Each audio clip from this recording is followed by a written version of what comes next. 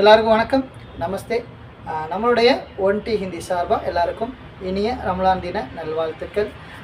இன்றைக்கி நாம் ஒரு சிறு வாக்கியங்கள் எழுதியிருக்கோம். அதை நான் உங்களுக்கு படித்து எக்ஸ்பிளைன் பண்ணுறேன், வாங்க பார்க்கலாம்.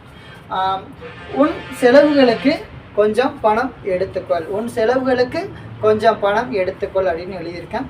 இப்போது அப்பனே கர்ச்சிக்கலையே, அப்பனே கர்ச்சிக்கலைனா அப்பனே கர்ச்சிக்கலையா உன் செலவுகளுக்கு, அந்த கர்ச் அப்படிங்கிற செலவு, கேலியனா செலவுகளுக்காக, செலவுகளுக்கு அப்படின்னு வரும். குச் ரூபியனா கொஞ்சம் பணம் எடுத்துக்கொள், லேலோ அப்படிங்கிறது எடுத்துக்கொள்.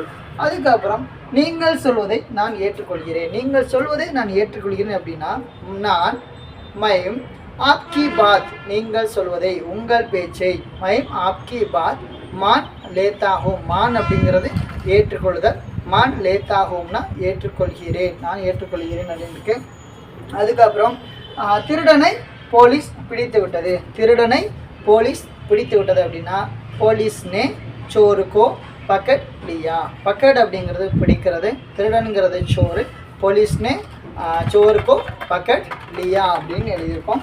அதுக்கப்புறம் பார்த்திங்கன்னா நான் என்னுடைய வேலையை செய்து விட்டேன் அப்படின்னு இருக்குது. அப்போது நான் அப்படிங்கிறது மைம்னே அப்னா காம் என்னுடைய வேலை, கர்லியானா செய்து விட்டேன், மைம்னே அப்னா காம் கர்லியா, மைம்னே அப்னா காம் கர்லியா. அதுக்கப்புறம் அவன் என் கையை உடைத்து விட்டான், அவன் என் கையை உடைத்து விட்டான். உஸ்னே மேரா ஹாத்னா என் கையை, என்னுடைய கையை, தோடு லியா, தோடுனா உடைத்தல், தோடு லியா அப்படிங்கிறது உடைத்து விட்டான். உஸ்னே மேரா ஹாத் தோடு லியா அப்படிங்கிறது உடைத்து விட்டான்.